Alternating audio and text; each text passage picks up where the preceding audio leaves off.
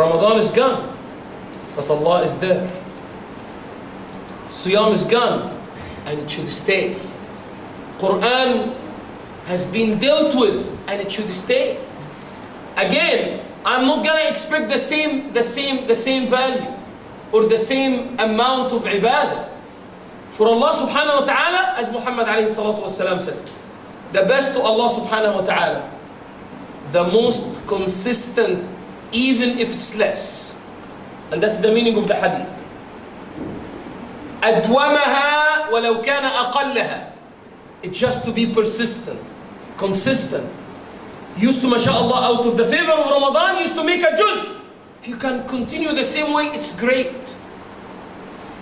And hopefully we'll come to a deal that the minimum we should establish is a juz. Because that's the minimum that the Sahaba, the first, the second, and the third generation after Muhammad sallallahu alayhi wa sallam used to deal with Ramadan based on, with the Quran based on. In Ramadan, we have agreed upon, it was even different. We said how many khatmas Shafi'i used to have? 2. A day. 2 khatmas, not a month. 2 khatmas a day. 60 khatmas a month. Abu Hanifa the same way. In Ramadan, it was completely different. And other than Ramadan, the minimum for them, the minimum is a part a day.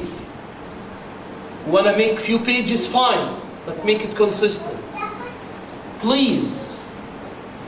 If you wanna, I don't wanna use that word. If you don't want Allah subhanahu wa ta'ala to throw you out of the shelf, don't bring his book back to the shelf. You know what we used to say in our jobs, and if your bosses have thrown you out of the shelf means what? It's hard time. That's true. You are being given hard time, and it's a matter of time, and you somehow within a day or two, sooner or later, and then just a termination letter is coming. Is it true? And that's for what? For a human being who is going to the bathroom like you. Is it true? He's getting sick, and one day he will die. Is it true?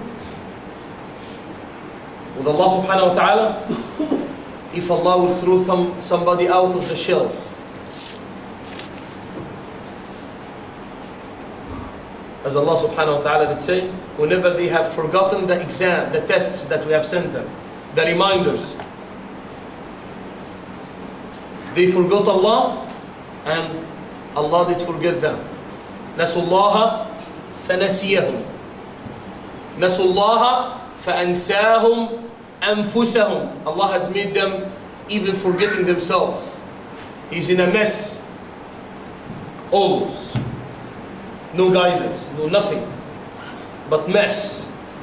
What the Prophet used to start with, and what we have been saying, whomever Allah will guide will never go astray, and whomever Allah will allow to throw him out of the shelf, allow to go astray, he will never find guidance. Is it true?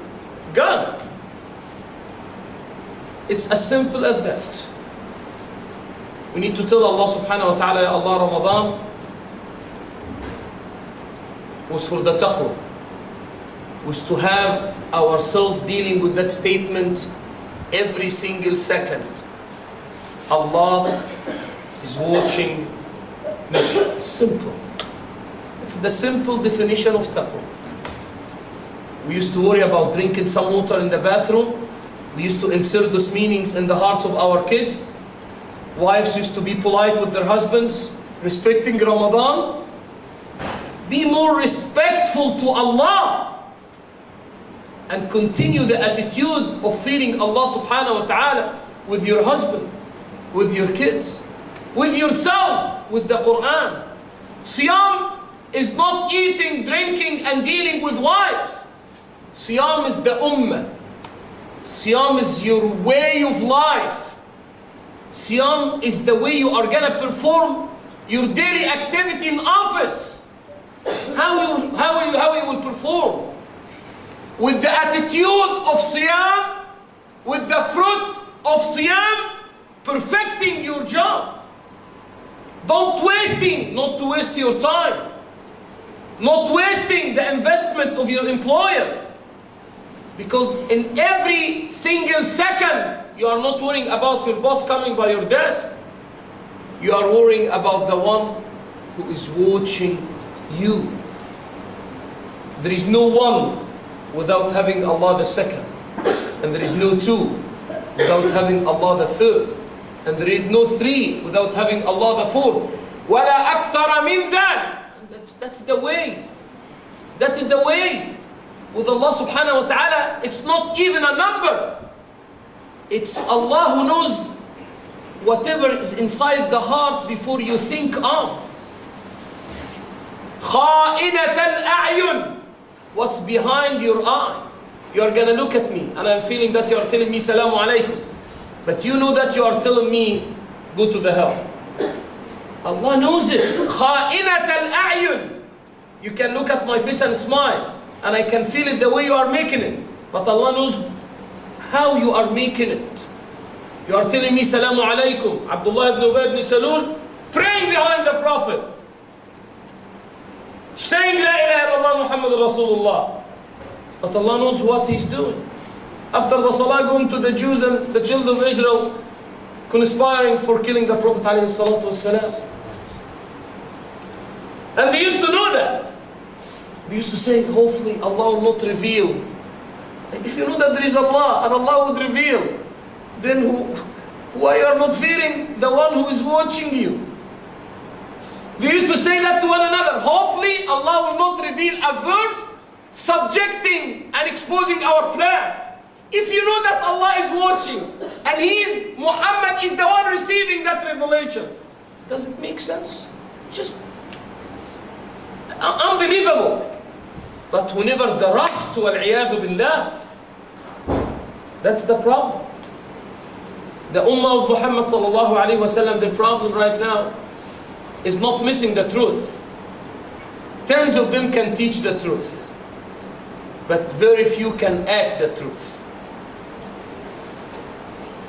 Is the rust that we are bringing with our own for being ghafil, the unmindfulness, not worrying about Allah subhanahu wa ta'ala, not link it to the sources of Iman, Quran, Ahadith, learning, reading, increasing the knowledge, removing the ignorance. Otherwise, how would the level of Iman will go up?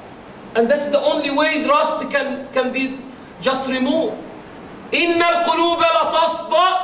As Muhammad alayhi salatu wasalam said, indeed verily hearts are rusting.